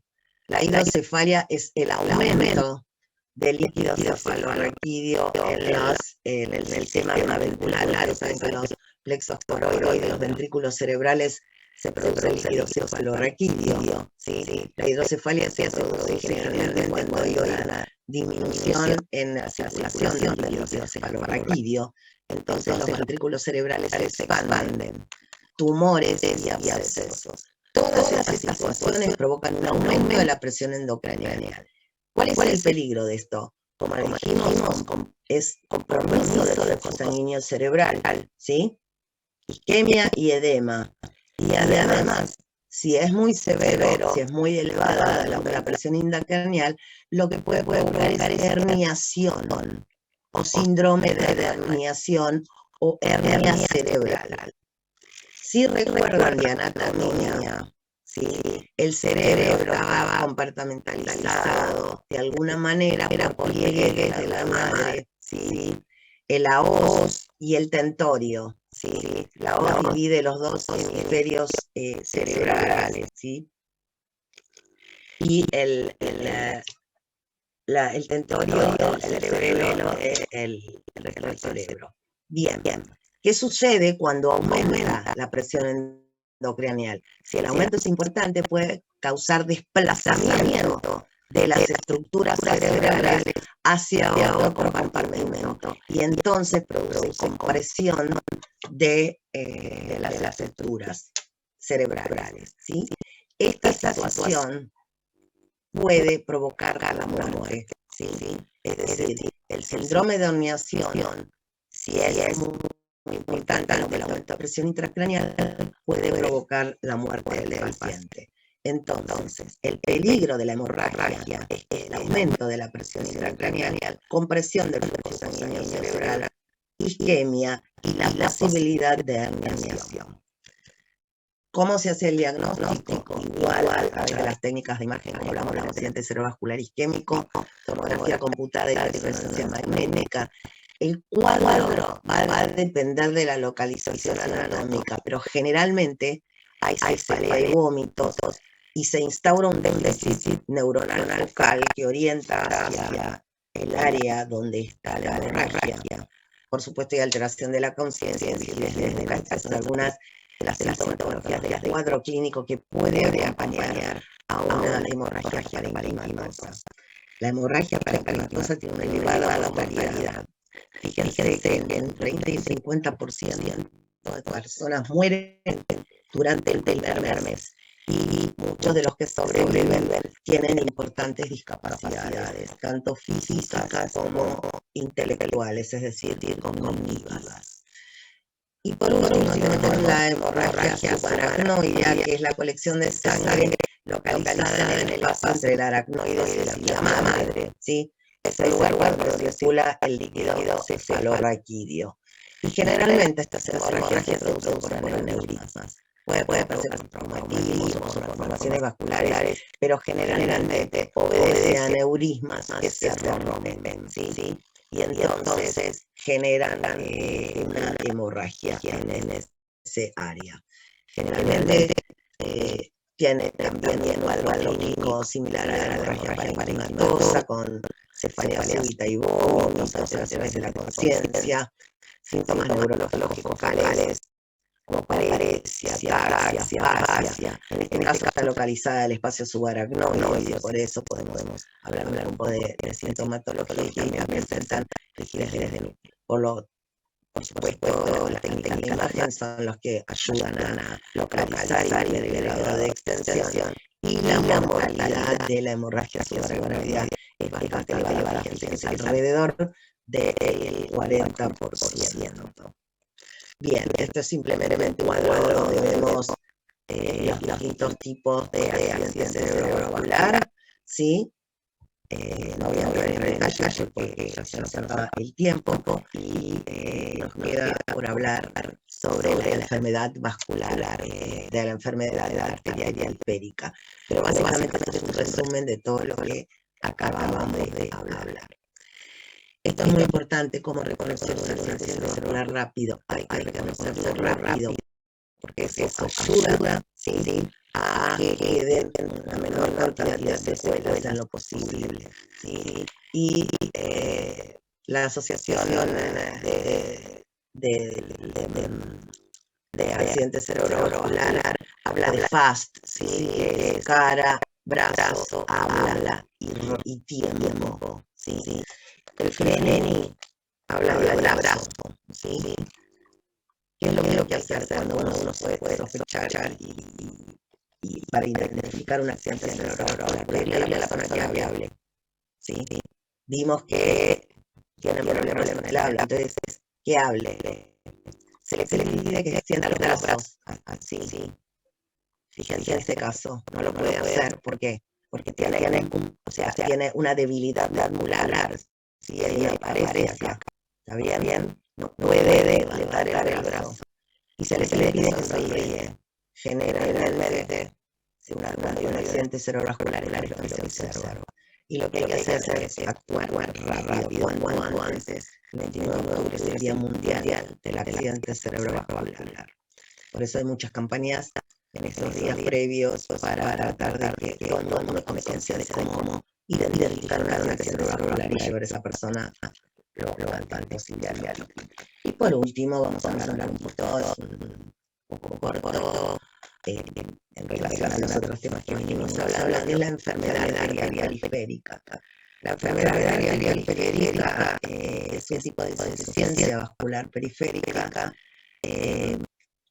Cuando uno habla de insuficiencia vascular periférica, puede ser una enfermedad a nivel de las arterias, puede ser a nivel de las venas. Nosotros nos vamos a focalizar en la enfermedad arterial periférica, que es la que ocurre como resultado de la placas de ateroma en las arterias de los miembros inferiores. Esto es simplemente un tema para que recordemos anatomía. Si no lo recordamos, que el sistema arterial del miembro inferior está a las arterias ilíacas, las arterias cerebrales no, la arteria femoral profunda o externa, y tenemos la arteria poplitea a nivel de la rodilla y la arteria tibial al final de la arteria dorsal. Generalmente las placas que tenemos se ubican en las arterias popliteas y en la arteria femoral, sí, también en cierto modo en algunos casos en las ilíacas. Bien. Esta enfermedad arterial periférica puede ser aguda o crónica, ¿sí?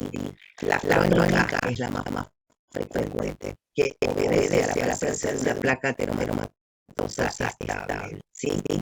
Y la enfermedad arterial periférica aguda otra vez se puede producir por embolia o trombosis, o bien por ayuntamiento vascular, en general, un problema isquémico a nivel los miembros inferiores, ¿sí? En estos casos, cuando es aguda, que se complica esa placa, ya sea se forma un trombo sobre la placa, o bien se forma un trombo en la placa que emboliza y produce obstrucción, isquemia dilatada la obstrucción. Vamos a hablarles un poquito de la enfermedad arterial periférica crónica. Sí, básicamente las personas pueden tener placas de ateroma estable, no tienen ninguna expresión clínica, como vimos en placas que van en arterias coronarias, es decir, si un individuo puede ser absolutamente asintomático. Sin embargo, cuando la placa de ateroma obstruye el vaso de manera significativa, aparece lo que se llama claudicación intermitente. Y esto también se llama a esta sintomatología síndrome mirador de Viera. ¿Qué es lo que pasa? La persona camina, ¿sí? Sale a caminar y tiene que frenar porque le aparece el dolor. Otra vez acá la oferta y la demanda de oxígeno. Si se hace ejercicio, caminar es un ejercicio que va a suceder en el músculo esquelético a demandar mayor cantidad de oxígeno. Sin embargo, si hay una placa ateromatosa, la oferta va a ser menor. Entonces, se dará produce isquemia y se produce el dolor. Entonces, ¿qué hace la persona? Se frena y espera un poquito hasta que se le vaya el dolor y otra vez vuelve. ¿Sí? Acá caminar. Y se lo llama por eso el mirador de la vidriera, porque es como que se para la vidriera, disimula y sigue caminando. Pero el problema es que para, frena y marcha, porque tiene dolor. Si la obstrucción es más importante, el dolor no va a aparecer cuando camine o en ejercicio, sino el dolor aparece en el reposo. Y cuando es aún más grave, puede aparecer lesiones de tipo isquémico, por hipoperfusión, como úlceras, ¿sí? O bien como gangrena, ¿sí? En esos casos, cuando aparece gangrena, que es la muerte del tejido por no perfusión, porque está profundido, se debe realizar la amputación del miembro, ¿sí? En el caso de la aguda, que aparece cuando se complica una placa, se produce una disfunción brusca de esa perfusión arterial a nivel de los miembros inferiores y la sensación clínica puede aparecer a las 2 semanas después de que se produjo esto. Sin embargo, se habla de algo así, pero un cuadro clínico que es ese que tenemos aquí puede aparecer entonces hasta 2 semanas desde el inicio.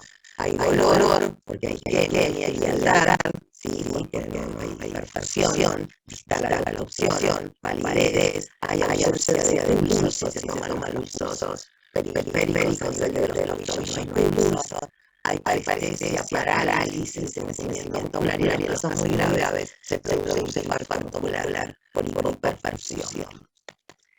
Lo más frecuente es la enfermedad muscular, la enfermedad arterial periférica crónica, más que en este caso entonces puede ser una placa que se complica formando un trombo y produce una obstrucción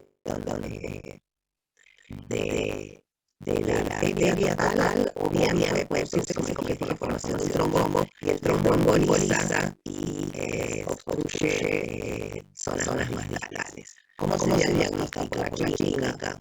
La forma crónica es rápidamente identificable por la clínica. Se puede hacer una radiografía o una ecografía Doppler para ver el flujo a nivel del inferior. Y una cosa que se mide es hacerse por Doppler, es la presión arterial sistólica en el tobillo y en el brazo. Es lo que se llama índice IBB. Cuando ese índice es menos de 0,9, se está en presencia de diagnóstico de enfermedad arterial periférica. El pronóstico, por supuesto, va a depender de la lesión, del tipo de lesión que tenga esa persona. ¿Sí? Y aquí terminamos la clase. Lo que les dije es a las personas que tienen enfermedad arterial periférica pueden también realizarse revalorización. ¿Sí? En el caso que sea muy importante la obstrucción y con demasiado cosa al niño. En esos casos también se puede hacer revalorización haciendo bypass.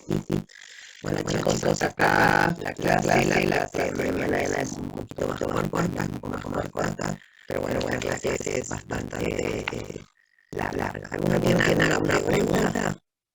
Si no, mañana pueden también hacerme preguntas y empecemos con la clase. Si no tienen... Sí.